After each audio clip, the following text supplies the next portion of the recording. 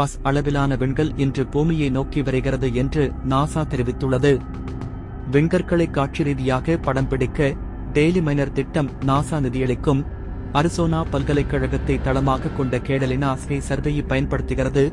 இது ஒவ்வொரு இரவும் கிட்டத்தட்ட 1000 படங்களை பிடிக்கிறது.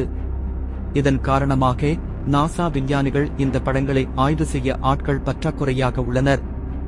ஏராளமான தொலைநோக்கிகள் மற்றும் வான்காண்கங்களை கொண்ட நாசா ஒன்றை கண்டறிந்துள்ளது.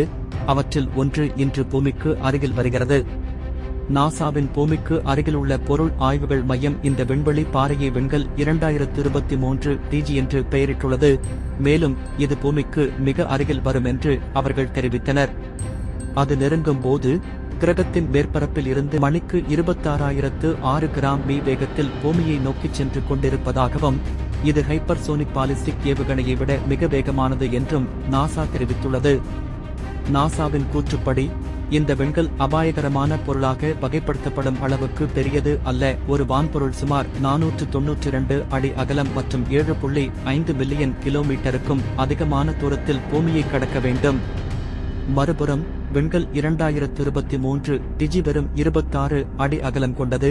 இது ஒரு பசிட் போல பெரியது. இது பூமிக்கு அருகில் உள்ள விண்கற்களின் அப்போலோ குழுவைச் சேர்ந்தது. அவை பூமியை கடக்கும் விண்வெளி பாறைகளாகும். அவை பூமியை விட பெரிய கோடரிகளை கொண்டுள்ளன.